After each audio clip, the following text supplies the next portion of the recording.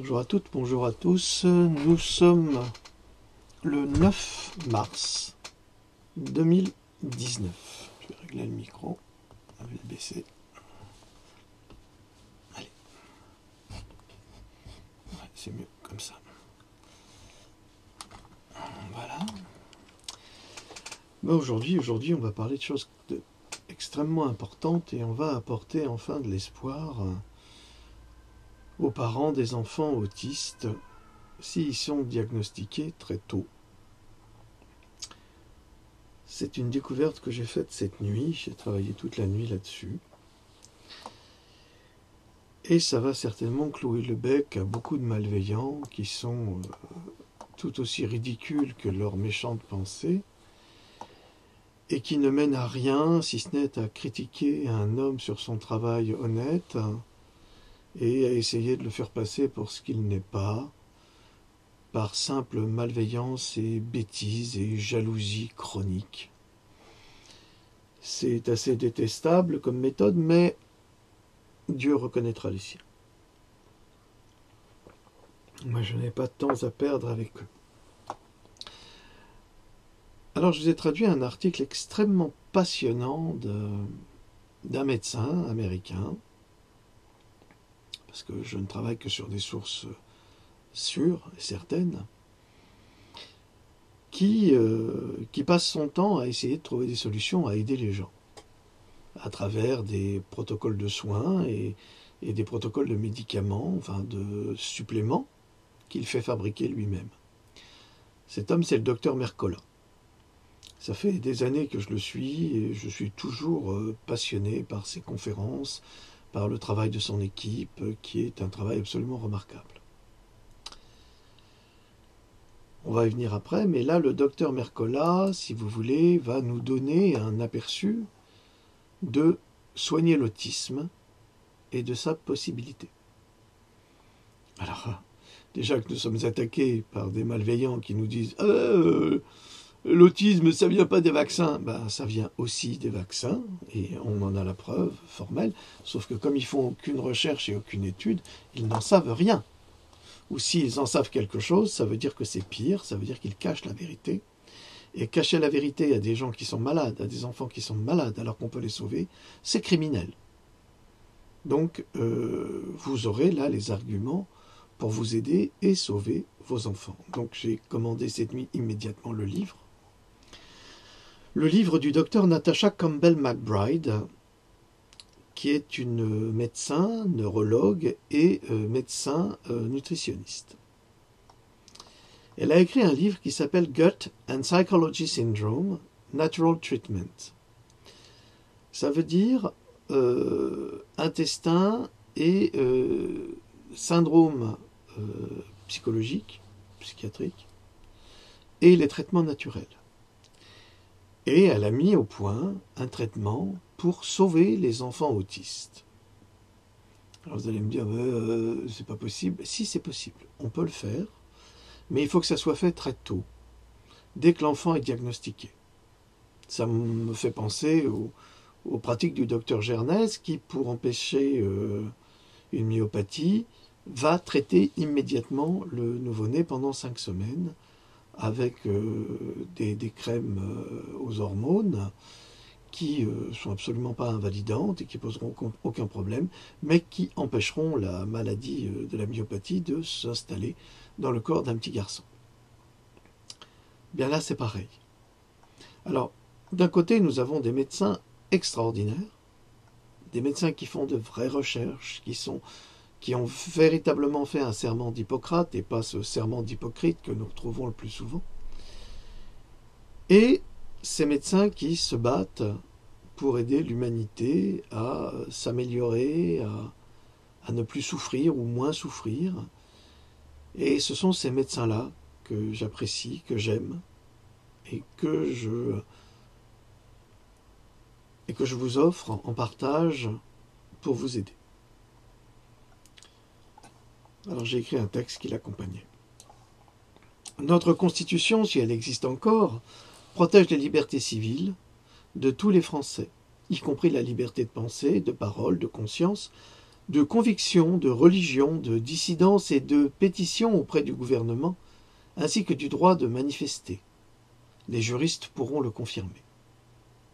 J'ai conscience que cette première phrase, cette introduction, vous fera éclater de rire, surtout dans la période dans laquelle nous vivons actuellement avec les Gilets jaunes et l'immonde répression qu'ils subissent de la part d'un groupe de malveillants au pouvoir qui crachent sur la liberté, l'égalité et la fraternité, qui crachent sur les fondements mêmes de notre République.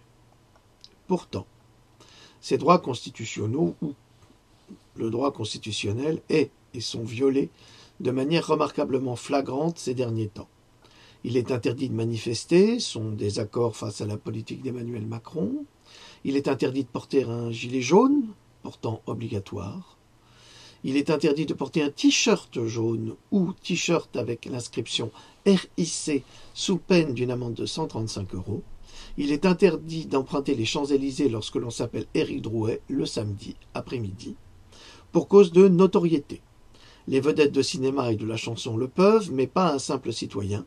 Toutes ces interdictions ne figurent ni dans le code pénal, ni ailleurs. Elles sont le fruit d'une attitude dictatoriale et antidémocratique imposée aux Français par un gouvernement qui ne respecte ni le droit ni la loi, avec la complicité d'une justice indigne.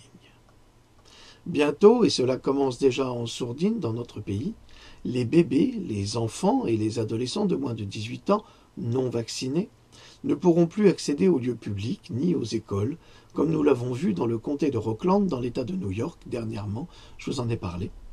Pourtant, un juge vient d'annuler la décision de maintenir hors de l'école les élèves non vaccinés et de la limiter, cette interdiction, à pas plus de 5 jours. En France, des personnes non habilitées exigent le carnet de santé des enfants pour les accepter ou pas à l'école. Ce carnet, qui ne peut être consulté que par un médecin et pas par une institutrice, ni par un chef d'établissement, qui ne sont pas habilités à se substituer à un médecin. En France, c'est la loi qui est à nouveau bafouée. Et bafouée par qui? Par le pouvoir. Et pourtant, on laisse entrer les enfants la tête pleine de poux et d'autres porteurs de la gale qui contaminent toute une classe sans que cela gêne personne.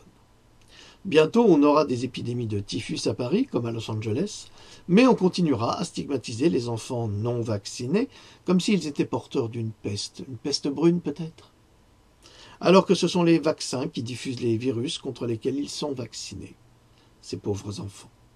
C'est ce que la science démontre. Nous ne sommes pas à une aberration scientiste près.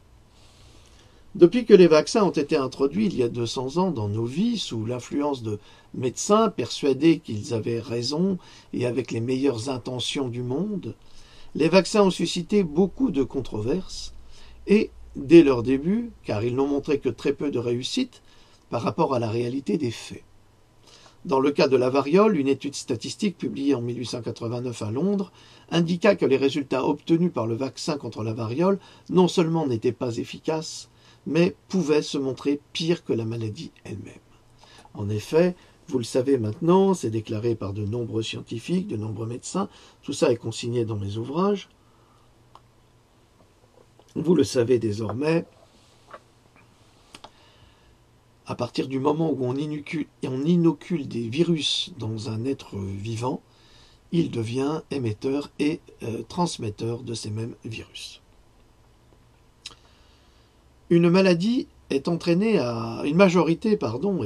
à penser que les maladies sont avant tout dangereuses au lieu de les considérer comme gênantes. Et ils considèrent les vaccinations comme un moyen efficace d'éviter les maladies, voire de les éradiquer. Alors que d'autres voient les avantages de certaines maladies et les dangers potentiels des vaccinations. La clé de la vaccination est d'éliminer le caractère dangereux de la maladie et ses effets néfastes potentiels à travers la vaccination et des méthodes de traitement alternatives. Mais est-ce vraiment le cas? La vaccination tient-elle ses promesses? C'est ce que nous allons voir à l'aide de la science. Pour en revenir aux États-Unis, les enfants devraient recevoir 48 doses de 14 vaccins avant l'âge de 6 ans, ou 49 doses si l'on compte celle qui est donnée aux mères des enfants à naître pendant la grossesse, comme le vaccin antigrippal. À 18 ans, les responsables fédéraux de la santé publique ont déclaré qu'ils auraient dû recevoir au total 69 doses de 16 vaccins du jour de la naissance, de leur naissance, à leurs 18 ans. Cette ordonnance vaccinale est censée garder les enfants en bonne santé et exempts des maladies. Mais aussi, incroyable que cela puisse paraître, aucune étude scientifique de grande envergure et bien conçue n'a jamais prouvé que le calendrier vaccinal actuel, pour les enfants était sûr et efficace pour maintenir les enfants en bonne santé. Lorsque j'ai commencé à pratiquer en 1985, déclare le docteur Mercola, le coût total de l'administration de chaque vaccin recommandé par le gouvernement s'élevait à environ 80 $. Aujourd'hui, en grande partie, à cause de l'augmentation du nombre de vaccins et de l'augmentation générale des coûts, celui-ci s'élève désormais à 2200 $. 1985, le calendrier vaccinal, c'était 80 $. 2019, c'est 2200 $. Qu'est-ce qui justifie cela? Nous allons y venir. Il s'agit d'une augmentation énorme, et vous pouvez commencer à imaginer le montant des revenus générés par cette prescription, selon laquelle chaque enfant doit recevoir des dizaines de doses de vaccins tout au long de son enfance. Il semble malheureusement évident que pour justifier les dépenses et les risques d'effets secondaires inhérents au programme de vaccination américain, mais désormais français, c'est pareil, il faudrait prouver que cette vaccination obligatoire est sans danger pour chaque enfant et qu'elle contribue à une meilleure santé individuelle et publique.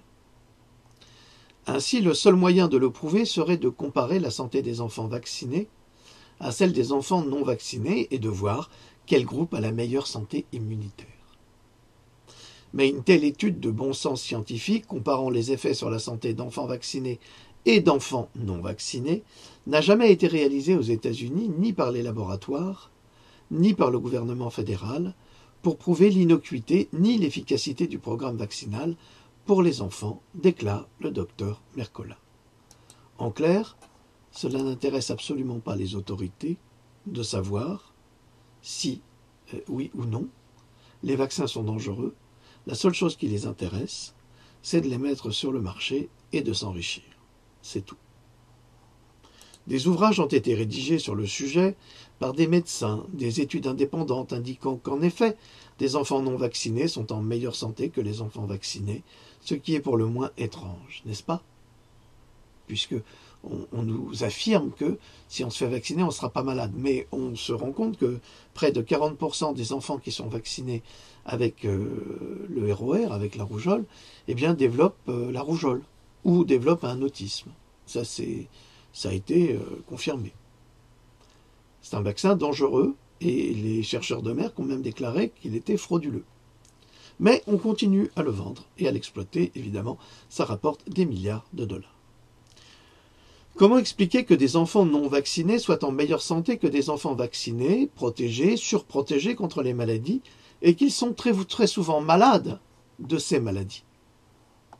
Il se trouve qu'en décembre 2010, le Vaccine Injury Info a lancé une enquête pour comparer la santé des enfants vaccinés et celle des enfants non vaccinés. À ce jour, plus de 7850 enquêtes ont été soumises et l'étude est toujours en cours de réalisation. Vous pouvez, si vous avez un enfant non vacciné ou si vous-même n'êtes pas vacciné, ou si vous avez un enfant vacciné ou si vous-même êtes vacciné, si vous le souhaitez, vous pouvez soumettre ces données de santé sur www.vaccineinjury, alors vaccine avec les deux C, NEINJURY.info/index.php. Donc c'est international, on compte sur votre bonne foi et votre honnêteté pour le faire. Bien que ce ne soit évidemment pas une étude contrôlée en double aveugle, mais les vaccins ne sont même pas contrôlés en double aveugle. Le garde d'asile, par exemple, n'a jamais été contrôlé en double aveugle. Pour répondre aux provocateurs imbéciles qui ignorent tout, qui veulent ignorer les choses pour toujours permettre l'accès à la vente de ces produits extrêmement toxiques et dangereux. Alors, cette étude dépend de personnes soumettant les données, leurs données personnelles, pour fournir des informations précises. Il est toujours incroyablement révélateur de constater les effets des vaccins qui devraient protéger la santé des vaccinés et qui ne le font pas. Jusqu'à présent, les résultats de l'étude KIG, alors c'est une étude allemande, KIGG, vous pouvez taper ça sur Internet, vous trouverez les mêmes résultats, une enquête allemande sur les pratiques vaccinales et examens en matière de santé menée auprès d'enfants et adolescents et les données d'enfants non vaccinés participant à l'enquête de Vaccine Injury Info donnent des résultats suivants. Alors, là il faut s'accrocher parce que c'est vraiment très intéressant. Nous avons 3 colonnes. Première colonne, état de santé ou maladie. Deuxième colonne, les enfants vaccinés, chez qui il y a une prévalence due à la vaccination. Et les enfants non vaccinés, chez qui il y a aussi une prévalence, mais ils sont non vaccinés. Alors on commence par les allergies. Alors chez les enfants vaccinés, 40% déclarent au moins une allergie. Chez les enfants non vaccinés, moins de 10%. L'asthme, chez les enfants vaccinés, 6%. Chez les enfants non vaccinés, 2,5%. Le rhume des foins, 10,7% des enfants allemands de l'étude ont manifesté une allergie au rhume des foins quand ils étaient vaccinés. Lorsqu'ils n'étaient pas vaccinés, seuls 2,5%. La névrodermite, qui est une maladie auto-immune, les enfants vaccinés ont manifesté 13% de cette maladie. Or, les enfants non vaccinés n'ont manifesté que 7%. La TDAH, ça c'est pour les psys, déficit d'attention et désordre hyperactif, pour les vaccinés, 8% des enfants allemands et près de 6% des cas limites. Pour les non vaccinés, 1 à 2%. Pour une infection de l'oreille moyenne, une petite des oreillons, chez les enfants vaccinés, 11% des enfants allemands étaient atteints d'oreillons, alors que 0,5% d'enfants non vaccinés développaient les oreillons. Enfin, c'est pas les oreillons, c'est une infection de l'oreille moyenne. Mais c'est... La sinusite, par exemple, plus de 32% des enfants allemands vaccinés l'ont développée et la développent de manière chronique. Les enfants non vaccinés développent la sinusite à moins de 1%. L'autisme, environ 1 sur 100. Mais on a des nouveaux chiffres qui sont de 1 sur 50 ou 1 sur 60, on va le voir après. D'après les nouvelles statistiques sur les enfants vaccinés. En revanche, sur les enfants non vaccinés, seulement 4 cas sur plus de 7800 enquêtes. Et encore les cas, 2 des cas, il y avait un enfant qui avait été testé avec un très haut taux de métaux lourds et une maman qui a été testée avec un très haut taux de mercure. Et ça, c'est lié au vaccin contre la grippe, on le suppose. Maintenant, le rapport entre vaccin et autisme, parce que nous sommes attaqués en permanence par la bêtise. C'est la bêtise qui veut ça. Et vous savez, la bêtise peut revêtir tous les costumes. Par exemple, des personnes qui sont diplômées, qui se prennent pour des savantes, sont souvent les plus imbéciles. Et malheureusement, la science les révèle et c'est quelque chose qui les insupporte. En fait, ils sont insupportés par leur propre bêtise, par leur propre méchanceté, mais que voulez-vous, nous n'y pouvons rien. Alors, rapport entre vaccin et autisme. Bien que presque tous les prétendus experts vaccinaux nient avec véhémence qu'il existe un lien entre l'autisme et les vaccins, alors quand je parle des experts vaccinaux, c'est entre guillemets, parce que vous savez que vous avez de nombreux malveillants qui se prétendent experts vaccinaux, comme ce fameux groupe complotiste et conspirationniste qui est pro-vaccinal et qui n'apporte jamais la moindre preuve de leurs assertions ou qui passent leur temps à humilier les personnes souffrantes ou qui ont été victimes d'accidents vaccinaux. Alors sous des prétextes absolument fallacieux, ils se moquent d'eux. C'est la honte absolue. Et d'ailleurs, ils sont tellement lâches. Ah oui, ils n'ont rien dans la culotte, malheureusement. Ils sont tellement lâches qu'ils ne donnent jamais leur nom. Ah non, on ne les connaît pas. Ils disent que c'est un groupe de chercheurs. Des chercheurs de quoi, on se le demande. Ils ne donnent pas leur nom, donc on ne sait pas à qui on s'adresse, et c'est toujours avec un grand titre qu'ils manifestent, qui montrent leur mauvaise foi, leur tricherie et leur conspirationnisme contre la vie. Alors, je pense qu'il existe suffisamment de preuves de cette relation entre vaccin et autisme, déclare le docteur Mercola, pour suggérer qu'il existe un lien entre la vaccination et le développement de l'autisme chez certains enfants. Les médecins qui nient l'existence d'un lien entre l'autisme et les vaccins citent, le plus souvent, des recherches sérieusement faussées et biaisées pour soutenir leur position. Mais comme de nombreuses études sont financées par des sociétés pharmaceutiques et publiées dans des journaux scientifiques, ceux-ci ont tendance à croire qu'il n'y a pas de lien entre les vaccins et l'autisme. Non mais sincèrement, vous fabriquez vous-même un vaccin tel que le HPV. Et vous-même, vous imposez les études scientifiques que vous avez faites sur votre propre vaccin.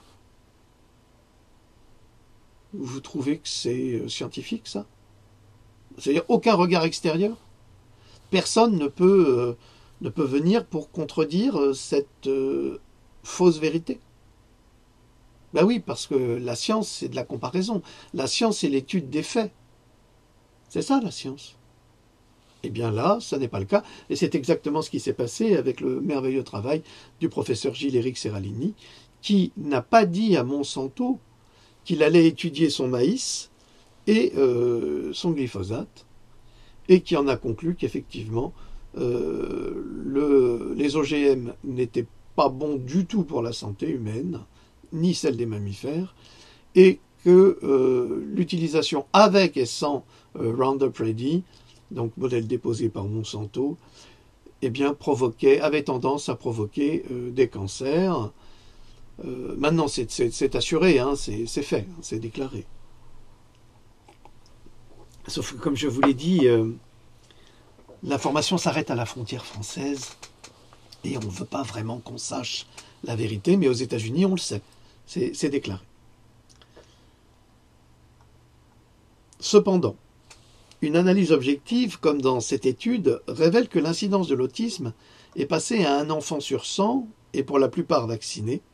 Et ce qui est fascinant, c'est que l'incidence dans le groupe non vacciné était d'environ de 1 sur 2000. Les enfants non vaccinés, il y avait un autiste sur 2000. Les enfants vaccinés, il y en avait 1 sur 100 sur cette étude. Mais d'après les dernières études du professeur Stéphanie Seneff au MIT, c'est 1 enfant sur 2 en 2025 aux États-Unis, au regard des statistiques. Ça fait mal, ça. Et 1 enfant sur 2 qui ne sera pas soigné pour son autisme. Soit 20 fois moins que dans le groupe vacciné. Il y a quand même là des incidences extrêmement importantes qui nous indiquent que, effectivement, les vaccinés ont miraculeusement plus tendance à devenir autistes et à tomber malades que les non-vaccinés. Il est tellement important de minimiser les risques liés à la vaccination en identifiant les personnes qui représentent un risque plus élevé de souffrir de réactions au vaccin et d'accidents vaccinal. C'est à vous, en tant que parent, déclare le docteur Mercola, de revoir les preuves et de faire votre choix. Mais si vous décidez de vacciner, je vous recommande d'écouter l'entretien que j'ai eu avec la docteure McBride et d'examiner attentivement ce qu'elle dit sur le dépistage et les recommandations de traitement. Alors c'est là que ça va devenir absolument passionnant. Vous savez que je vous parle depuis des mois, des années même, de la relation entre les intestins et l'autisme. D'ailleurs, Andrew Wakefield en a parlé dès 1996. Il était parvenu à cette conclusion que si on vaccinait trop tôt les nouveau-nés avec le ROR, eh bien, on allait inévitablement provoquer une inflammation des intestins qui allait découler sur un autisme. Alors, il a été traîné dans la boue par les mêmes méchantes personnes que vous savez, et qui défendent un seul objectif, celui de la vente des vaccins. C'est tout. C'est du commerce. Nous sommes là dans une zone très sombre de l'histoire moderne de l'humanité, où les lobbies pharmaceutiques détruisent le vivant à travers une production de produits empoisonnés et surtout certainement toxiques vu ce qu'ils contiennent. Bon, ce n'est pas que moi qui le dis, je l'ai écrit dans un Pandora, là maintenant ça sort miraculeusement, mais je l'ai publié il y a 2 ans déjà, que dans une conférence de TED, Bill Gates avait bien annoncé que si on faisait de bons efforts avec la vaccination dans les pays pauvres comme l'Afrique ou l'Inde, eh bien on pourrait réduire la population de 5 à 10%. Vous savez, pour Bill Gates et la fondation Bill et Melinda Gates, les vaccins, c'est juste de l'argent. C'est le meilleur investissement financier, c'est le meilleur placement qu'ils aient jamais fait. Ça rapporte des milliards. Alors pourquoi ça rapporte des milliards? Mais parce que les laboratoires tiennent dans leurs mains les gouvernements, ce sont eux qui font voter les lois, à travers les cadeaux somptueux qu'ils offrent à leurs hommes et femmes politiques corrompus. Ils possèdent la presse, donc ce sont eux qui diffusent l'information, et puis qui refusent que nous diffusions la nôtre, évidemment. Et on se retrouve dans cette situation où c'est nous qui, grâce à la science, nous dévoilons des vérités que ceux qui nous attaquent sont incapables de contrer. D'abord parce qu'ils n'ont pas le niveau, ils sont très très bas en science, ils n'ont aucun niveau solide pour cela. Et ensuite, les résultats obtenus par les médecins dont je vous parle sont tellement probants qu'il existe des cliniques de soins. Ah, c'est sûr que là, on ne peut pas dire grand-chose. Alors, qui est la docteure Natasha Campbell McBride? Celle-ci a un diplôme de médecin et un diplôme de 3e cycle en neurologie. Elle a travaillé comme neurologue et neurochirurgien pendant plusieurs années et présente une description vraiment fascinante. J'ai perdu le fil parce que je bouge en même temps ma souris. Et élégante des conditions fondamentales qui contribuent à l'autisme, ainsi qu'une approche pragmatique pour aider à contourner et à endiguer l'épidémie d'autisme qui a été une énigme pour la plupart d'entre nous. Alors là, c'est le docteur Mercola qui parle, quand il dit la plupart d'entre nous, une énigme pour tous les médecins que nous sommes. Je ne suis pas médecin. La docteure Campbell McBride a une pratique médicale à temps plein au Royaume-Uni où elle traite des enfants et des adultes atteints d'autisme, de troubles d'apprentissage, de troubles neurologiques, de troubles psychiatriques, de troubles immunitaires et de problèmes digestifs. Elle partage ici ses réflexions sur le syndrome GUT et le syndrome psychologique GAP ou GAP, qui peut rendre un enfant particulièrement sujet aux dommages causés par la vaccination, ainsi que sur le programme nutritionnel GAPS, un traitement naturel pour l'autisme, le TDAH, la dyslexie, la dyspraxie, la dépression et la schizophrénie. Là, je comprends que le monde des psychologues s'écroule. Pourquoi? Parce que la psychologie est une discipline qui n'est pas la médecine. C'est-à-dire que les psychologues sont plutôt des littéraires. Ce ne sont pas des... Je peux pas les considérer puisqu'ils me le reprochent, ils me disent que je ne suis pas scientifique, mais eux non plus. Ils ne se trouvent pas dans les labos à faire de la biologie, ou très peu, ou alors ils ont un diplôme de biologie et ils sont qualifiés pour le faire, mais la plupart du temps, ils n'ont pas le niveau, sinon ils seraient biologistes. Donc la psychologie, c'est quand même une discipline qui s'attire beaucoup de louanges sur des traitements qu'ils accordent, qu'ils ne peuvent pas faire, parce qu'ils ne peuvent pas Ils ne peuvent pas, comme les psychiatres, faire d'ordonnance médicale, mais ils ont quand même la prétention de soigner la dépression, la schizophrénie, la dyslexie peut-être, ou la dyspraxie, le TDAH, l'autisme. Eh bien non, je suis désolé, un psychologue ne peut pas traiter ces pathologies. Pourquoi ? Eh bien parce que ces pathologies sont liées scientifiquement à des troubles de l'intestin et des troubles de bactéries et de virus. Et malheureusement, c'est aux médecins de faire ce travail. Je suis désolé de leur apprendre cette vérité actuellement. Donc je les encourage à changer leur fusil d'épaule et à s'intéresser davantage à la science, au lieu d'attaquer bêtement l'homme que je suis, ce qui est ridicule, parce que je ne suis rien, et attaquez-vous aux recherches plutôt. Ce serait une preuve de grande intelligence, de meilleure intelligence, plutôt que déverser une haine et une jalousie sans pareil sur un homme qui ne vous a rien fait, qui essaye d'aider les enfants et qui les aide là, à travers mes recherches, puisque ce n'est pas quelque chose que vous faites. Et c'est regrettable. Malheureusement, l'autisme n'épargne pas non plus les enfants des médecins, et surtout les enfants vaccinés, d'après le calendrier vaccinal. Puisque le fils aîné de la docteure neurologue Campbell a été diagnostiquée autiste à l'âge de 3 ans, et en tant que médecin, elle a été surprise de constater que sa propre profession n'avait pour son fils aucune réponse. Étonnant. Il y a de plus en plus d'autisme, et il y a de moins en moins de médecins capables de traiter cet autisme. C'est quand même extraordinaire. Ils sont médecins pourquoi ?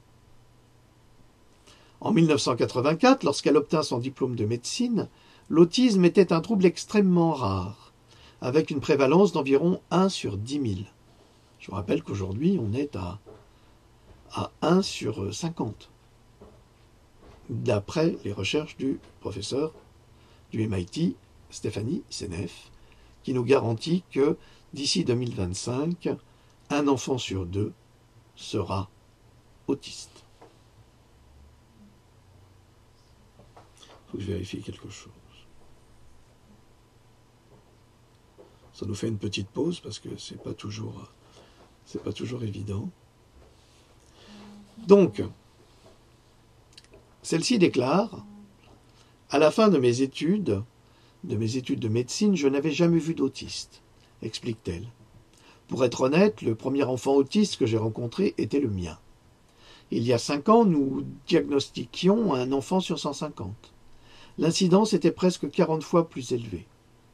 Nous diagnostiquons actuellement un enfant sur 66 en Grande-Bretagne et dans certains pays. Fermez les guillemets.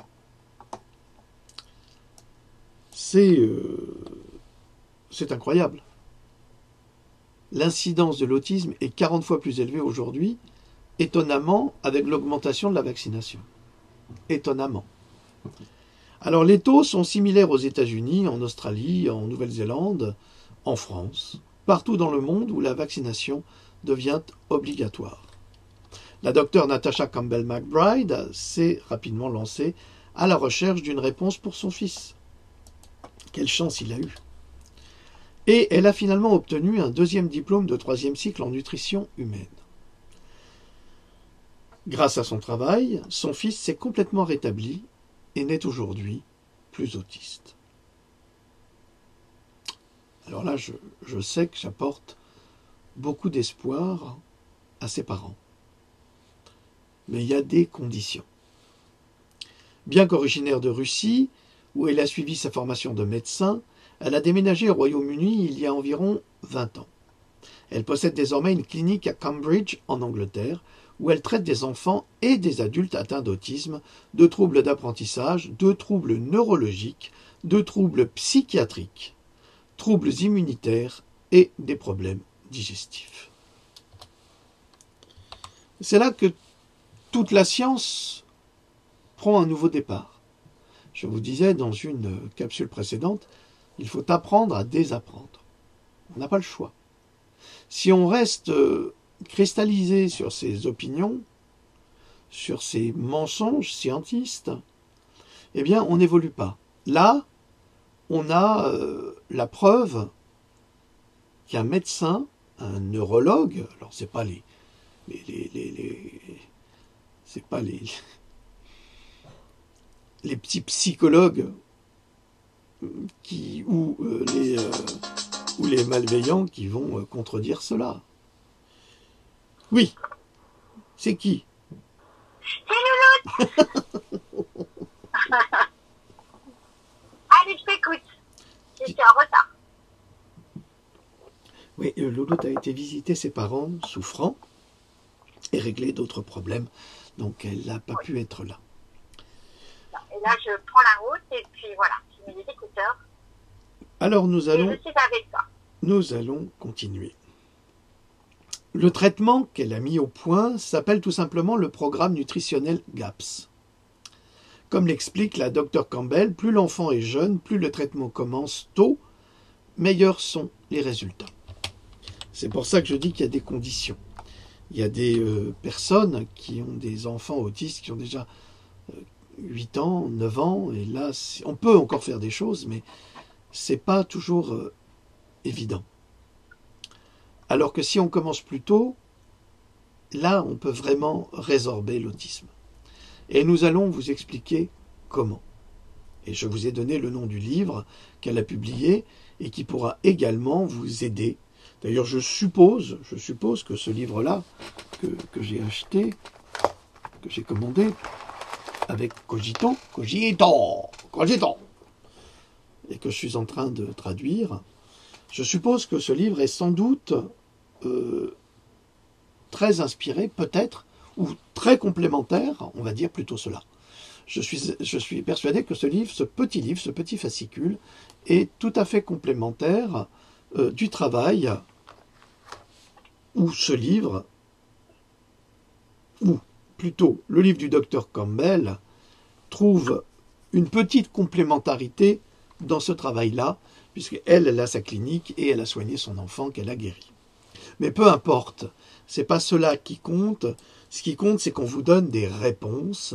Et nous, à Cogito, nous vous les donnons. Ce que ne font pas les autres, bien évidemment, parce que nous ne servons pas les mêmes objectifs. Nous servons la lumière et la vérité. Eux servent l'ombre et le cauchemar.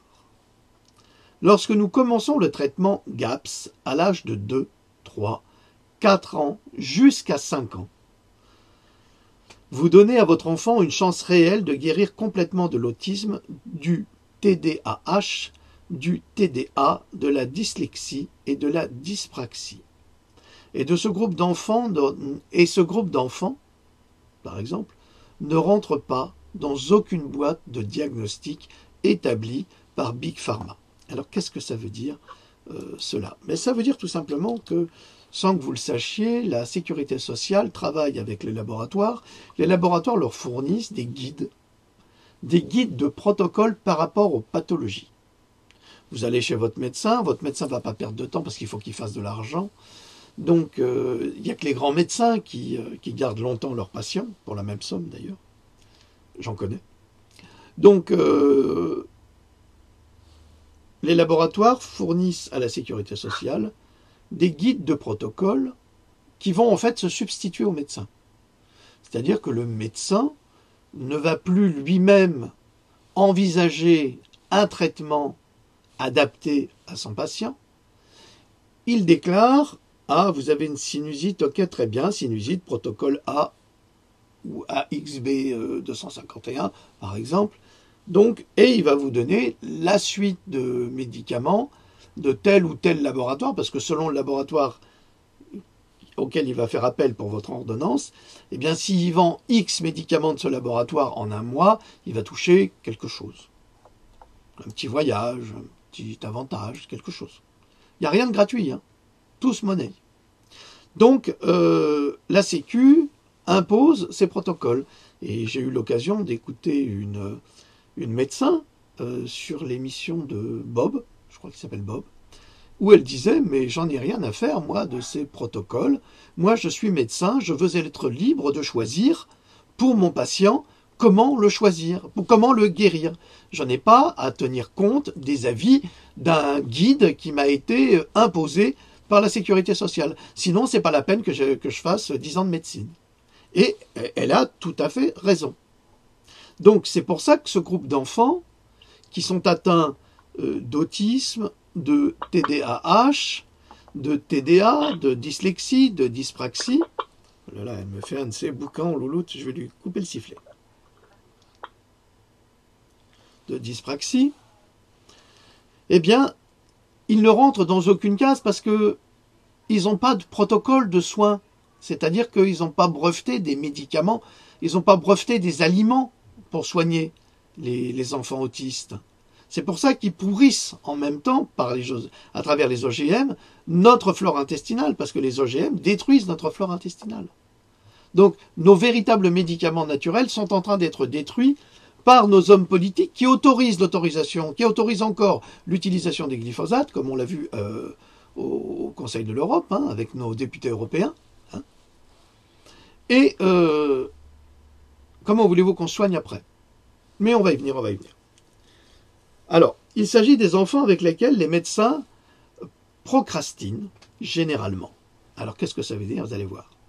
Les médecins, quand ils se retrouvent devant un enfant qui a un trouble du spectre autistique, comme ils ne savent pas les soigner, ils vont encourager les parents à revenir. Bon, vous revenez dans 3-6 mois, puis on verra. 3-6 mois se sont passés, vous ramenez avec votre enfant dont l'état s'est aggravé. Et il dit, ah oui, en effet, ça s'est aggravé, oui, peut-être, mais il faut peut-être qu'on attende encore un peu. Et ils vont encore prolonger, ça veut dire qu'ils se débarrassent, ils jettent le bébé avec l'eau du bain, quelque part, ils se débarrassent du problème en se disant, on verra, peut-être que dans 6 mois, on m'apportera une solution. Et là, on a perdu 1 an et demi. Et on a perdu beaucoup de temps pour aider ces enfants à soigner et à guérir.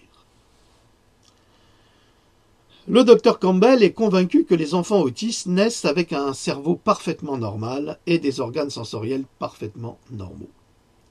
Ce qui se passe chez ces enfants, c'est qu'ils ne développent pas une flore intestinale normale dès la naissance.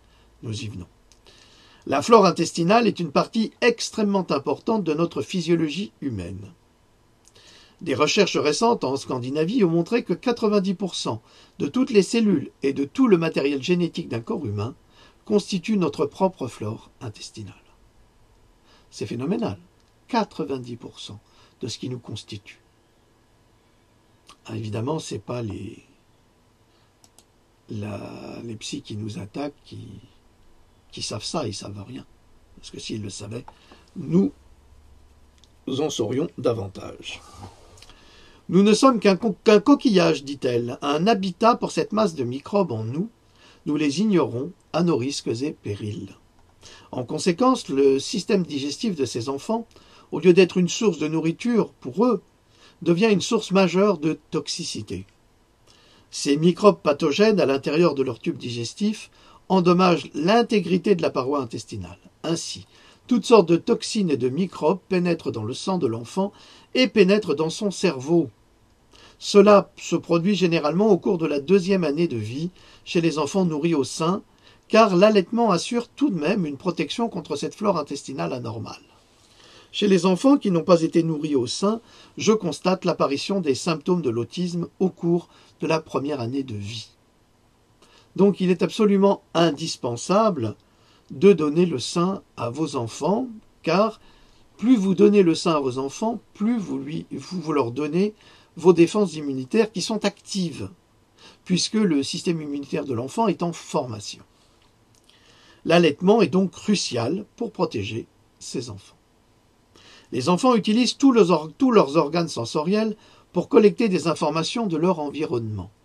Alors ils prennent dans la bouche, ils touchent, ils frottent, enfin ils découvrent, qui sont ensuite transmises au cerveau pour être traitées, ces informations. C'est une partie fondamentale de l'apprentissage. Cependant, et ça, les psys ils le savent, hein. Ça, ils peuvent en parler, ça. On peut leur laisser. Cependant, chez les enfants atteints du syndrome de Gut et du Psychology Syndrome, le GAP, la toxicité qui circule dans leur intestin, dans le corps, jusque dans le cerveau, obstrue le cerveau, l'empêchant de fonctionner normalement et traitant l'information sensorielle. Assez mal d'ailleurs. L'information sensorielle se transforme en cette bouillie, en un bruit dans le cerveau de l'enfant, et de ce bruit, l'enfant ne peut pas apprendre, il ne peut pas déchiffrer quoi que ce soit d'utile, explique-t-elle.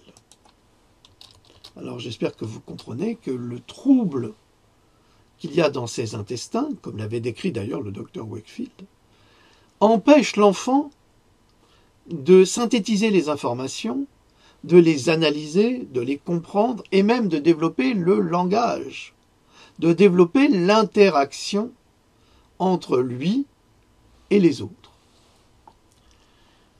C'est pourquoi ces enfants n'apprennent pas à communiquer, ils n'apprennent pas à comprendre le langage, à l'utiliser, à développer tous les comportements instinctifs naturels et les comportements d'adaptation que développent les enfants normaux. La deuxième année de la vie est cruciale, c'est à ce stade que les compétences en communication des enfants se développent et que les comportements instinctifs se développent et que les compétences de jeu et du jeu se développent chez les enfants et que les comportements d'adaptation se développent également. Mais d'ailleurs, vous pouvez le voir vous-même, lorsque vous avez des problèmes d'intestin, vous ne pouvez pas penser, vous ne pouvez pas faire une dissertation philosophique, vous ne pouvez pas faire un débat d'idées, vous ne pouvez pas faire une conférence, c'est impossible. On n'arrive plus à penser. Eh bien, c'est ce que dit le docteur Campbell, que ces intestins, justement, qui sont en hyperinflammation, empêchent les enfants de développer une vie normale. Si le cerveau de l'enfant est obstrué par la toxicité, parce qu'il s'agit bien de toxicité, l'enfant passe à côté de cette opportunité d'apprentissage et commence à développer l'autisme en fonction du mélange de toxines, en fonction de la gravité de la maladie et de la gravité de la flore intestinale. Les BPA, syndrome gut et psychology et syndrome gut et physiologie, peuvent se manifester par un ensemble de symptômes pouvant correspondre au diagnostic de l'autisme, du trouble déficitaire de l'attention avec hyperactivité, le TDAH, du trouble déficitaire de l'attention sans hyperactivité, de la dyslexie, de la dyspraxie ou du trouble obsessionnel compulsif, pour ne nommer que ces possibilités. Et alors là, ça va nous ouvrir une porte phénoménale, parce que, est-ce que toutes ces maladies psychiatriques, psychologiques, sont liées aux troubles de l'intestin? Eh bien, oui, pour ce médecin extraordinaire, qui a une clinique et qui soigne ces cas, et qui les soigne avec succès. Alors vous pouvez faire une analyse, une psychothérapie, vous pouvez faire ça pendant 20 ans et ne pas avoir de progrès chez vous. Pourquoi ? Parce que vous avez un problème métabolique. Métabolique. Et seul un scientifique averti a le pouvoir de vous aider et de vous soigner, voire même de vous guérir. C'est ça l'ouverture de ce que nous apporte le docteur Mercola avec cet entretien absolument fabuleux qu'on peut trouver sur Internet, en anglais malheureusement. Donc si vous voulez aider Cogito par exemple, ça serait formidable que vous vous occupiez de la traduction pour permettre aux parents d'enfants autistes d'avoir des solutions là, comme ça, ce que nous essayons de faire. Comment la flore intestinale des enfants est-elle devenue si radicalement modifiée? Ah, ça c'est une excellente question, auquel nous allons apporter bien évidemment une réponse. Si l'épidémie d'autisme et d'autres troubles de l'apprentissage ont leur origine dans l'intestin, qu'est-ce qui a changé au cours des 25 dernières années pour transformer la flore intestinale des enfants en un état aussi anormal? Si le docteur Campbell se concentre ici sur les effets à traiter, d'autres médecins et scientifiques ont déjà établi le lien entre vaccination, pollution environnementale et vaccin avec l'autisme. Ceci n'est désormais plus discutable. Mais le docteur Campbell va nous apporter également une explication de la relation entre les vaccins et l'autisme, et dans son objectivité extraordinaire, elle va nous expliquer qu'en fait les vaccins sont quand même des outils pharmaceutiques extrêmement toxiques. Le docteur Campbell explique: pour autant que la science le sache, le bébé dans le ventre de sa mère pendant les 9 mois de sa gestation est stérile. Les intestins du bébé sont stériles. Le bébé acquiert sa flore intestinale. Alors là, c'est vraiment extraordinaire. Pour moi, ça a été une révélation. Je ne peux pas dire que je le savais, je ne le savais pas. Mais je le découvre et j'adore quand j'apprends des choses comme ça. J'adore. Je suis éberlué, époustouflé, parce que je pense, et j'ai toujours dit que le corps humain était un cosmos extraordinaire, mais on le dit d'une manière intellectuelle, on ne le dit pas d'une manière scientifique. Là, ce sont les scientifiques qui le confirment et ça devient extrêmement lumineux. Le bébé acquiert sa flore intestinale au moment de la naissance. Nous avons tous cru qu'en fait, cette flore intestinale se faisait dans le ventre de sa mère. Eh bien non, il se fait à la sortie. Il se fait à la sortie de l'autoroute. C'est fabuleux. Sa maman va lui apporter tout ce qu'il faut pour qu'il se développe, pour que, comme on dit aux enfants, cette petite graine, ce spermatozoïde va féconder un ovule et va créer dans ce ventre, dans ce petit microcosme extraordinaire qu'est le ventre de la femme, va créer un bébé.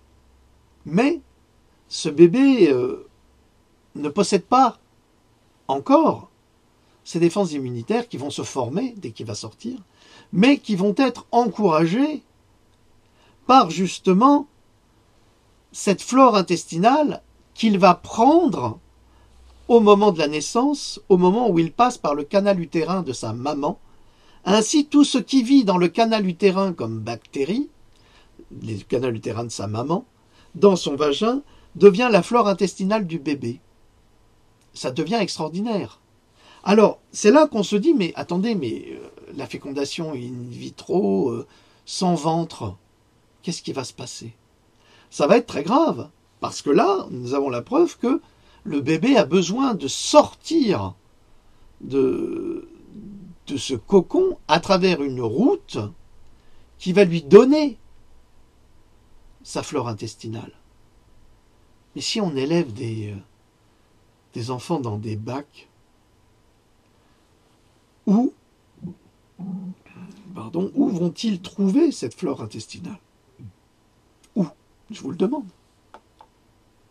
Ah, ils ont sans doute des solutions, peut-être qu'ils vont les rajouter, mais c'est encore un lien qui est brisé avec la mère. Et il y aura toujours ce manque, quoi qu'on en dise, parce que l'homme est quelque chose de supérieur. Alors, que vit dans le vagin de la maman? Et là, c'est encore une révélation formidable. C'est une zone très richement peuplée du corps d'une femme. La flore vaginale provient de l'intestin. Donc, si la mère a une flore intestinale anormale, elle aura une flore anormale inévitablement dans son canal utérin. Les pères ne sont pas exemptés parce que les pères ont aussi une flore intestinale peuplant leur haine, A-I-N-E, c'est dans le pli là, par là, c'est un peu au-dessus, et partageant régulièrement cette flore avec la même, évidemment, avec ce qu'ils appellent l'intercourse, à travers les relations amoureuses entre le papa, la maman, entre l'homme et la femme. D'ailleurs, je vous signale, c'est très intéressant que les hommes qui ont des rapports avec différentes femmes, et des rapports non protégés par exemple, vont transmettre leur ADN à chacune de ces femmes. C'est-à-dire que ces femmes-là vont transporter l'ADN de tous les hommes avec lesquels elles ont eu un rapport amoureux. C'est assez intéressant, je trouve ça passionnant.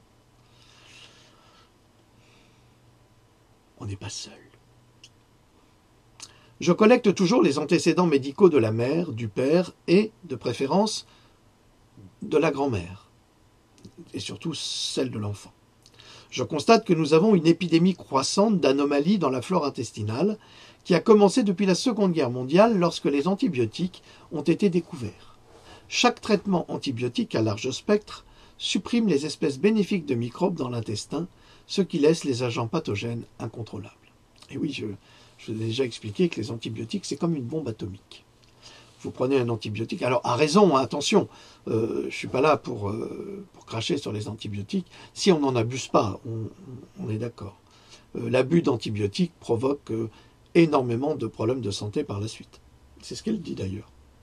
Donc, quand vous êtes malade, par exemple, vous avez une infection dentaire, ce qui m'est arrivé, j'ai dû prendre des antibiotiques.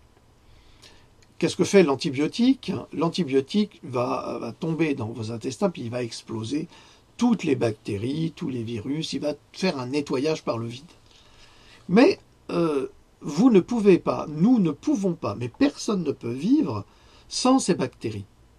Parce que c'est un équilibre absolument génial. C'est une machine fabuleuse, l'homme.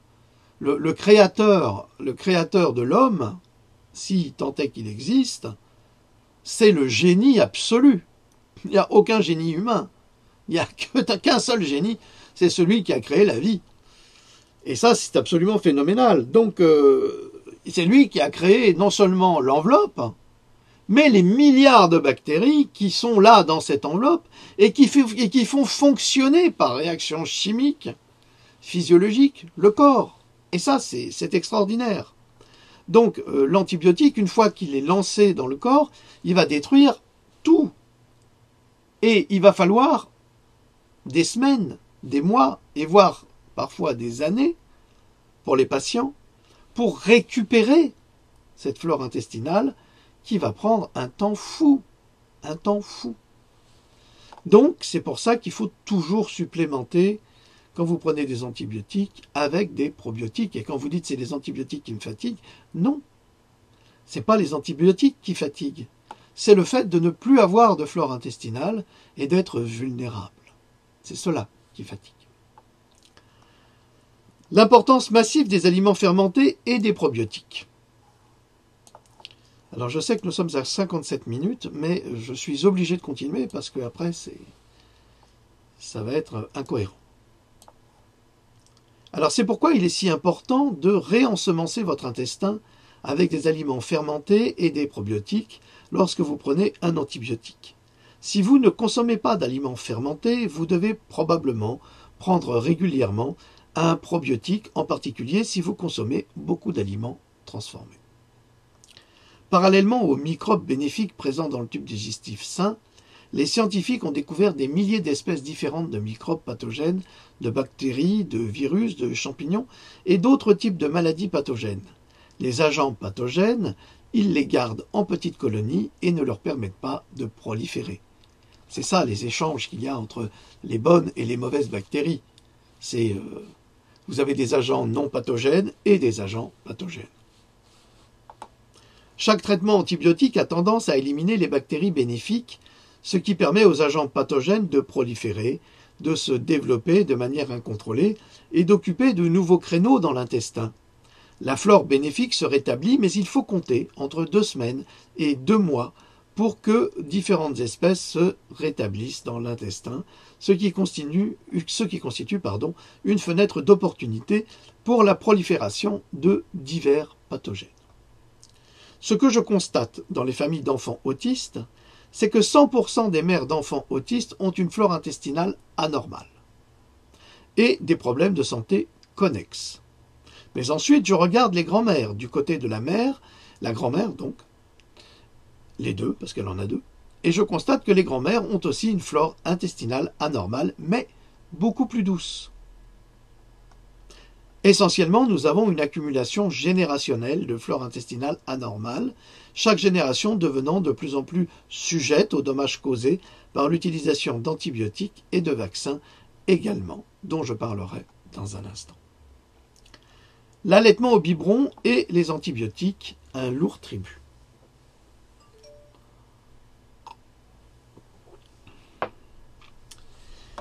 La diminution significative de l'allaitement est un facteur aggravant. Oui, dans certains pays, on voudrait interdire l'allaitement. Pour des raisons soi-disant morales. En fait, c'est pas du tout pour des raisons morales, c'est juste pour empêcher les enfants de se soigner.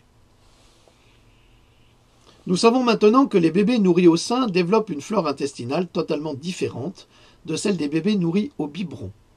Les préparations pour nourrissons n'ont jamais été et ne seront jamais un substitut sain au lait maternel, et ce pour plusieurs raisons. La flore intestinale altérée en est une. Les préparations pour nourrissons n'ont jamais été et ne seront jamais un substitut sain au lait maternel, et ce pour plusieurs raisons. La flore intestinale altérée en est une. Le docteur Campbell a découvert qu'un grand pourcentage de mères d'enfants autistes étaient nourries au biberon. Puis, ayant reçu de nombreux traitements antibiotiques tout au long de leur enfance, les anomalies de leur flore intestinale se sont encore aggravées.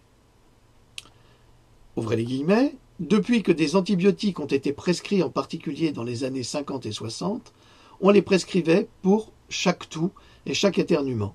Ils étaient vraiment sur ordonnance pour les filles et les garçons. Et puis, à l'âge de 15 ou 16 ans, ces jeunes femmes, ont été mises sous pilule contraceptive, qui a un effet dévastateur sur la flore intestinale. De nos jours, les dames la prennent depuis plusieurs années avant de pouvoir fonder leur famille. Mais elles n'améliorent pas leur flore intestinale qui se dégrade. Ainsi, pour récapituler, l'alimentation au biberon, l'utilisation excessive d'antibiotiques et l'utilisation de la pilule contraceptive ouvrent la voie à une flore intestinale de plus en plus anormale à chaque génération. Ensuite, ajoutez à cela un régime de malbouffe transformé et une consommation excessive de sirop de maïs à haute teneur en fructose, ça c'est pour les Américains, et vous obtenez une ordonnance pour un désastre en termes de santé intestinale. Oui, parce que le sucre est le ferment des bactéries. Alors, s'il y a trop de bactéries pathogènes, elles vont se nourrir du sucre.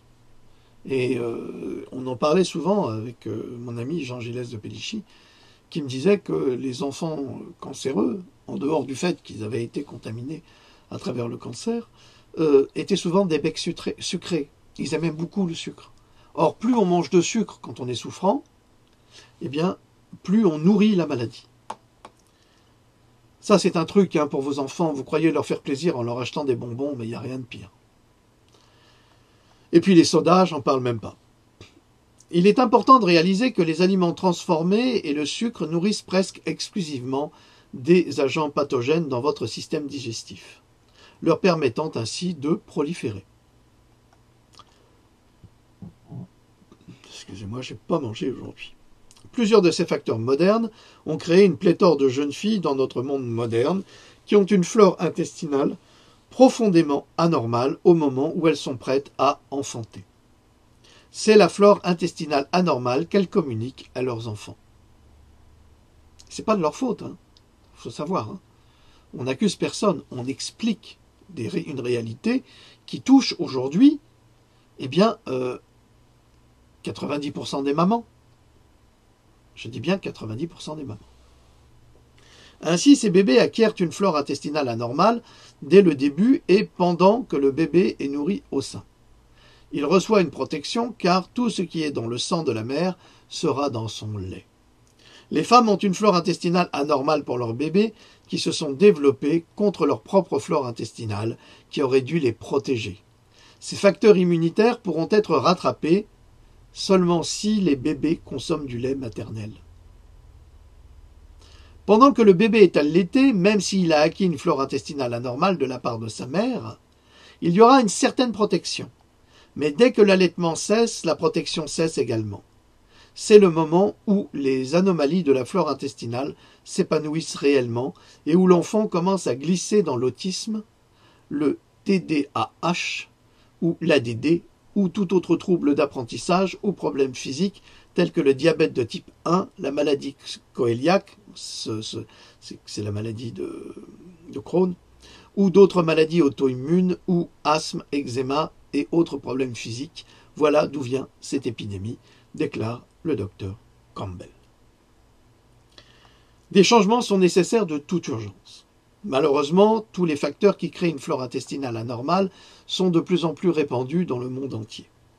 Cela signifie que la prochaine génération de jeunes femmes qui aura des enfants aura une flore intestinale encore plus mauvaise que celle de leur mère, de sorte que la proportion d'enfants GAPS nés prédisposés à développer l'autisme sera encore plus élevée. Nos autorités doivent comprendre elles doivent être prêtes pour cela. Mais pour l'instant, nos autorités s'en fichent. S'en fichent de savoir que le problème principal des réactions vaccinales sont liées aux intestins des enfants. Et il y en a de plus en plus. 800 000 autistes en France, je vous le rappelle. Alors sans doute que sur les 800 000, ils ne sont pas tous des conséquences vaccinales, parce qu'il y a aussi des conséquences génétiques. Mais ça, c'est très facile à déceler. C'est vraiment enfantin. Le rôle des vaccins, nous y venons. Alors là, je ne sais pas ce que diront tous ces gens qui nous critiquent, mais il faudra qu'ils aient de solides arguments intellectuels, moraux et surtout scientifiques, parce qu'ils sont ridicules.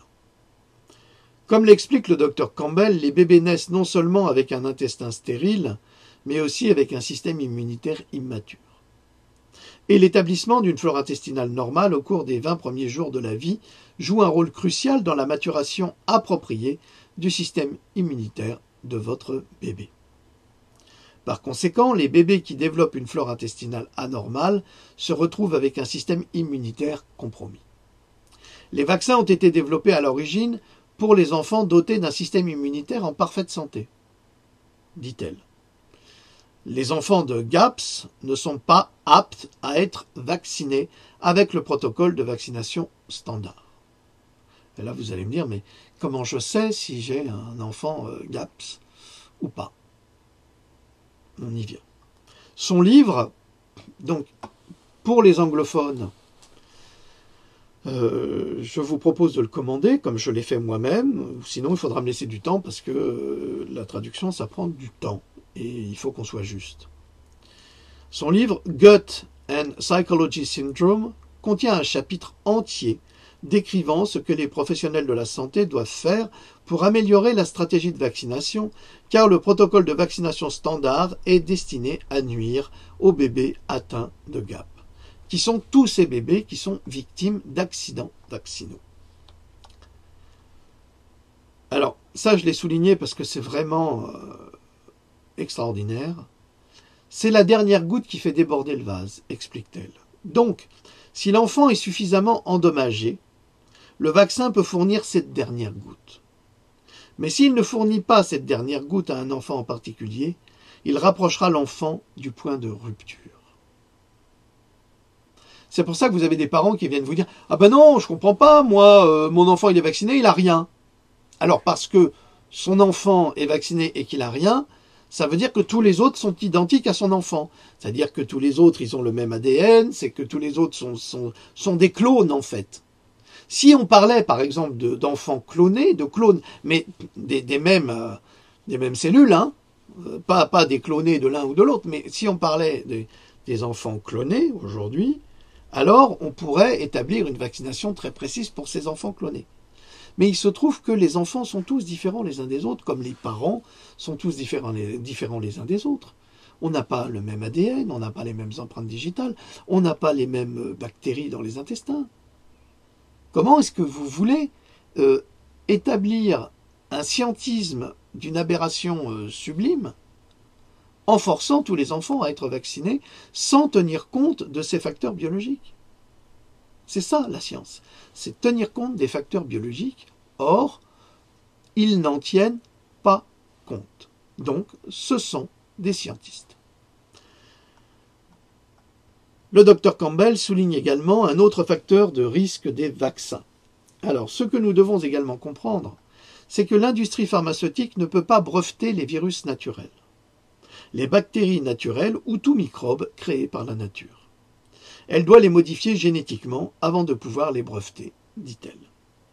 Alors vous voyez l'arnaque des laboratoires qui, par exemple, pour faire un vaccin contre la rougeole, ne vont pas faire un vaccin contre la rougeole sauvage, mais vont créer un virus OGM synthétique qui va s'approcher de la rougeole. Alors ça sera rougeole d'Epstein, rougeole de Schwartz.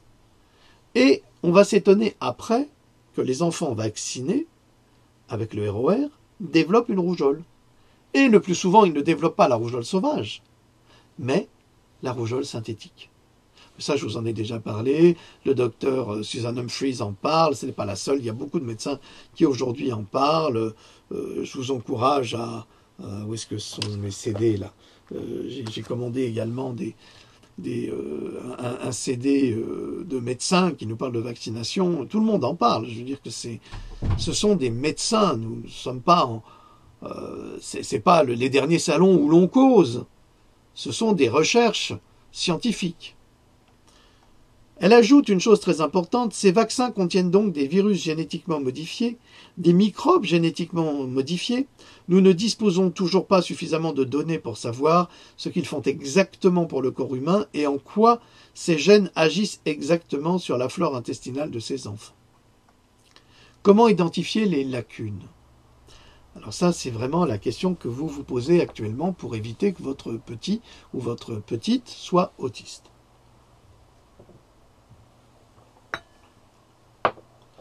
Heureusement, il est possible d'identifier des lacunes dans les premières semaines de la vie de votre bébé, ce qui peut vous aider à prendre des décisions plus éclairées en matière de vaccination et sur la manière de procéder pour mettre votre enfant sur la voie d'une vie saine.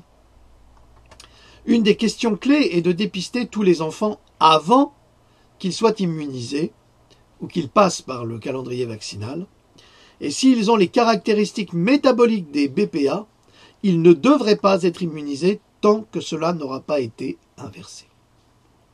Cette simple mesure pourra éviter des traumatismes inutiles et tragiques chez des centaines de milliers de familles. Selon toute vraisemblance, les vaccins font beaucoup plus de tort aux enfants qu'à ceux qui reçoivent de l'aide, dit-elle. En modifiant simplement le processus, on pourrait réduire radicalement le risque qu'un enfant développe une maladie du spectre autistique. Le docteur Campbell prouve par ses recherches que les vaccins concourent à provoquer l'autisme, d'autant plus si la vaccination est imposée sans la moindre réflexion scientifique et en refusant de comprendre les risques que celle-ci implique. Elle rejoint le docteur Andrew Wakefield, que les pro-vax tentent systématiquement de ridiculiser sur de fausses bases scientifiques, qui affirmait qu'il ne fallait pas injecter le ROR à de nouveau-nés trop tôt et qui aurait pour conséquence une hyperinflammation de l'intestin débouchant sur un autisme. J'encourage les fameux Bac-10 des valseuses et surtout un certain X en psychologie, très mauvais scientifique au demeurant, à faire des études scientifiques précises sur justement les rapports que nous décrivons et les études de ces médecins et chercheurs de haut niveau avant de déblatérer des imbécilités scientistes comme ils le font au quotidien pour protéger le business des laboratoires plutôt que la santé des enfants. Le docteur Campbell décrit l'ensemble du processus dans son livre Gut and Psychology Syndrome. Dans sa pratique, elle commence par rassembler les antécédents médicaux complets des parents et évalue leur santé intestinale. Ensuite, dans les premiers jours de la vie, les selles de l'enfant peuvent être analysées pour déterminer l'état de sa flore intestinale, suivi d'un test d'urine permettant de détecter la présence de métabolites, ce qui peut vous donner une idée de l'état de santé immunitaire de l'enfant. Ainsi, dit-elle, en analysant l'urine, nous pouvons indirectement déterminer le type d'espèces de microbes présentes dans les intestins de l'enfant ou les types de produits chimiques qu'il produit. Nous disposons maintenant d'excellents tests, a-t-elle déclaré. Et si l'enfant a une flore intestinale anormale, nous pouvons supposer que son immunité est compromise et que ces enfants ne doivent pas être vaccinés selon le protocole de vaccination standard imposé par Madame Buzyn en France et aux États-Unis par le sénateur Pan, entre autres, et les autres suppôts des laboratoires, parce qu'ils sont tout simplement endommagés, ces enfants, et qu'avant de les vacciner, il faut les guérir. Ils ne doivent donc pas être vaccinés. Les tests non invasifs décrits dans son livre sont maintenant disponibles dans la plupart des laboratoires du monde et coûtent généralement entre 80 et 100 $ aux États-Unis. C'est une dépense ridicule comparée à l'incroyable dépense de traitement d'un enfant autiste une fois que le mal est fait. Nos enfants sont utilisés, alors ça c'est ce qu'elle dit, c'est très important. Nos enfants sont utilisés comme marché pour la vente de vaccins, a déclaré le docteur Campbell. Les enfants sont vaccinés dans notre monde occidental. J'ai bien peur que ce ne soit pas pour sauver l'enfant, mais pour gagner de l'argent. C'est une situation extrêmement triste et inquiétante. Je prie de mes vœux que tous ces conspirationnistes pro-vaccinaux finissent un jour par être jugés et condamnés. Parce qu'ils contribuent justement au handicap de ces enfants, ils contribuent à les tuer par leur méconnaissance crasse de la science et par leur manque de recherche et par leur haine qu'ils nous assènent au quotidien. Les frères et sœurs de ces enfants autistes sont également à haut risque d'être endommagés par les vaccins. Les frères et sœurs d'autistes présentent une hyperactivité sévère, un trouble obsessionnel compulsif, des problèmes de santé mentale ou un diabète de type 1. Et ils sont généralement susceptibles de réagir de manière excessive au vaccin. Les frères et sœurs les plus jeunes d'enfants autistes et les frères et sœurs plus jeunes d'enfants avec toutes ces incapacités ne devraient pas être vaccinés avec le protocole de vaccination standard, prévient-elle. Les tests immunitaires dont je parlais, peuvent être répétés tous les 6 mois ou tous les ans pour ces enfants. Chaque fois qu'un enfant est considéré comme étant en parfaite santé et que son système immunitaire se montre parfaitement fonctionnel, on ne peut envisager une vaccination pour ces enfants parce que nous ne pouvons tout simplement pas prendre de risques. Alors, il reste un tout petit peu de temps parce que je ne veux pas dépasser l'heure et demie, c'est trop. Alors, des stratégies visant à rétablir la santé des enfants présentant des lacunes et de l'autisme. Le Dr Campbell a mis au point un traitement très efficace pour les enfants atteints de BPA, appelé protocole nutritionnel GAPS, G-A-P-S. Il est décrit en détail dans son livre Gut and Psychology Syndrome, conçu pour être un livre d'aide personnelle. C'est un livre qui a été conçu pour aider les parents d'enfants autistes. Ce programme a probablement permis à des dizaines de milliers de personnes partout dans le monde de sauver leurs enfants.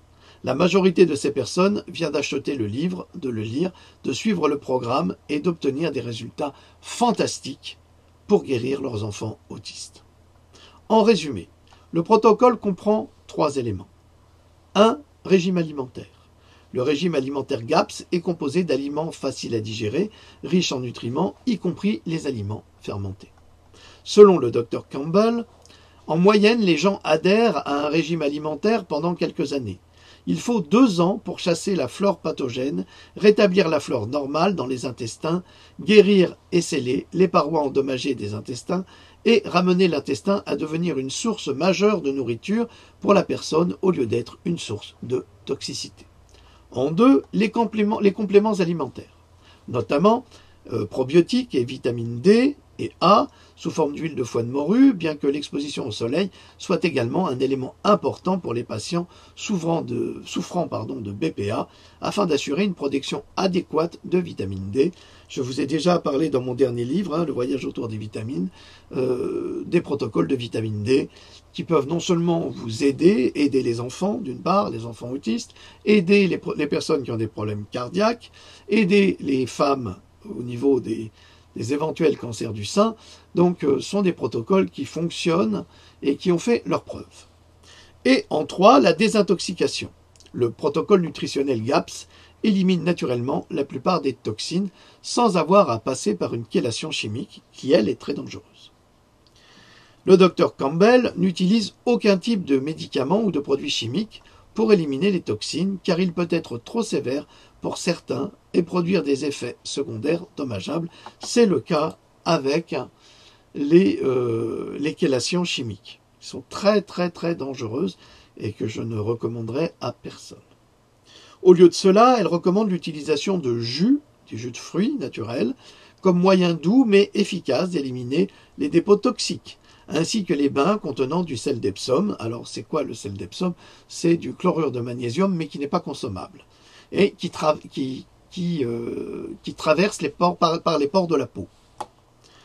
Alors, les bains au sel marin, de la poudre d'algue, du vinaigre de cidre de pomme et du bicarbonate de soude.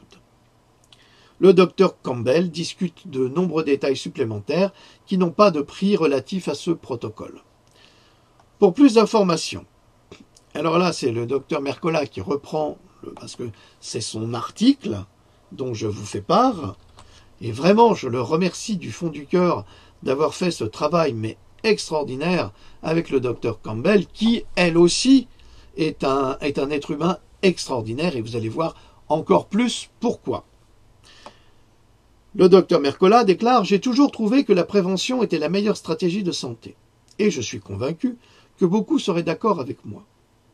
Mieux vaut prévenir que guérir. Maintenant que nous avons identifié un moyen d'aider à prévenir la manifestation de l'autisme et des dommages neurologiques et physiques associés, je ne peux que trop vous encourager à prendre cette information à cœur et à porter une attention particulière à votre santé intestinale bien avant de planifier votre grossesse et de prendre les précautions simples et relativement peu coûteuses décrites par le docteur Campbell qui peuvent réduire considérablement les risques de préjudice pour votre enfant, déclare le docteur Mercola à l'origine de cet article.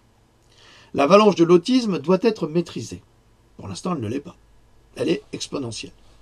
Et rapidement. Et pour l'instant, il incombe à vous, parents, de prendre le contrôle de votre santé et de celle de votre enfant, et de vous munir d'informations pouvant éviter d'avoir des conséquences néfastes pour votre vie et pour la sienne. Si vous êtes enceinte, planifiez une grossesse ou connaissez quelqu'un qui l'est, je ne saurais trop recommander le livre du docteur Campbell, dont je vous ai donné le titre tout à l'heure. Achetez-le pour vous-même. Vous pouvez également trouver plus d'informations sur le site web du docteur Campbell, www.gaps, G-A-P-S.me. Alors, c'est M-E. Et sur son blog à l'adresse www.drnatasha.com. Là, nous avons une source d'information extraordinaire pour aider les parents et les enfants autistes jusqu'à l'âge de 5 ans et plus par après, mais peut-être pas aussi efficacement. Nous avons une épidémie absolue de BPA, syndrome gut et psychology, et syndrome gut et physiologie, et le nombre de personnes qui en souffrent augmente, a-t-elle déclaré. Je suis complètement submergé par les demandes de consultation et les gens du monde entier ont besoin de praticiens de GAPS. Je prépare donc un cours de formation pour médecins et praticiens de la santé. La première vague de formation aura lieu en septembre-octobre à Seattle, Chicago, New York et Dallas. Nous couvrirons les États-Unis avec un bon nombre de praticiens formés à GAPS. Ce seront des personnes qui seront en mesure de vous guider dans le régime, dans tout le protocole, et elles dirigeront des groupes GAP locaux où tous les patients et les autres personnes de GAPS pourront venir chaque semaine ou tous les 15 jours pour échanger des recettes, échanger des nouvelles et des protocoles, etc., s'entraider, s'apporter un soutien moral et en apprendre davantage sur GAPS. Si vous êtes médecin, nutritionniste, diététicien, ostéopathe, homéopathe ou autre professionnel de la santé et que vous souhaitez devenir un praticien certifié GAPS, veuillez consulter ce lien pour plus d'informations. Donc vous pouvez, vous les praticiens, si vous voulez vous spécialiser, pas pour faire de l'argent, hein, attention, pour aider les enfants, vous pouvez contacter sur ce site http://www.gaps.me/gaps-practitioner, practitioner-training-courses-php. Je vous mettrai les liens. Ben voilà, on y est arrivé, on a été jusqu'au bout. Lolo, je ne sais pas si tu as pu entendre tout ça. Oui, j'ai pu entendre, je ne sais pas passer sous un tunnel. Écoute, c'était passionnant, c'est une mine d'or toutes ces informations que tu nous apportes là. Une vraie mine d'or et puis bravo, puis un grand merci parce que tu as bossé toute la nuit et Et voilà, j'espère que ça va aider beaucoup, beaucoup de parents, beaucoup de personnes. Et bravo, bravo à toi. C'était passionnant. C'était Merci. passionnant. Que ne ferait-on pas pour essayer de sauver ces enfants? Oui, ouais. Mais Donc, bravo à toi, franchement. non, c'est bravo à elle, bravo au docteur Campbell, bravo au docteur Oui, Mercola. mais tu as travaillé dessus quand même, tu as tout traduit. Oui, j'ai tout traduit, mais le plus important, c'est cette information qui nous a été offerte par ces gens extraordinaires qui sont là pour aider l'humanité et non pas pour en profiter. Et c'est cela, ce nouveau paradigme dans lequel nous devons entrer. C'est aider notre prochain avec un cœur ouvert et pas avec l'intention de gagner de l'argent sur la misère. Les gens donnent ce qu'ils peuvent, comme ils peuvent. C'est cela qui est le plus important. Et je remercie, mais vraiment de tout mon cœur, le docteur Mercola de m'avoir fait découvrir cette femme extraordinaire qu'est le docteur Campbell et qui fait un travail remarquable pour sauver les enfants atteints d'autisme. Donc, mesdames, messieurs, si vous avez des enfants en bas âge, jusqu'à l'âge de 5 ans, atteints d'autisme, nous avons désormais des protocoles naturels pour les aider à redevenir normaux. Voilà. Bon, bah écoutez, je crois que ça suffit maintenant. Le temps qui nous était imparti, eh bien, est écoulé. Est écoulé. Voilà, je vous remercie. Je vous appelle à rejoindre cogito.com. Vous y retrouverez les capsules d'être en liberté. Vous y retrouverez également un espace de repos qui est mené par notre amie Pascalina, qui adore les animaux, qui est pour la défense animale, et qui poste de jolies choses pour que l'esprit se repose par rapport aux difficiles informations que je vous livre, quoique aujourd'hui c'est plutôt une information qui est pleine d'espoir, surtout pour les enfants autistes qu'on croyait condamnés quelque part. Eh bien non, il y a toujours une solution.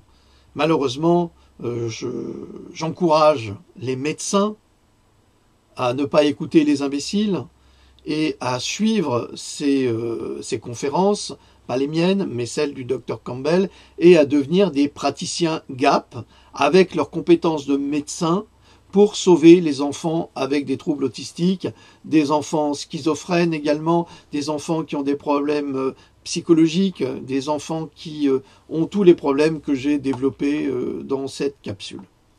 Voilà, je vous remercie pour votre attention, pour votre aimable attention. Je vous dis à très très bientôt. Le loup vous salue. Elle n'a pas été très présente, mais le cœur y était, n'est-ce pas? Complètement. Oui, oui, Voilà. je vous embrasse tous. Voilà. Et puis, j'oublie pas Cococcinelle. Ah oui, on n'oublie pas notre maman chérie, Cococcinelle, et son fils Seb, qui est un grand ami, et sa chérie, qui est adorable également. Voilà, nous vous saluons, nous vous disons à bientôt, peut-être pas demain, parce que là, je suis vraiment crevé. Allez, Ouais, repos là. merci. Salut!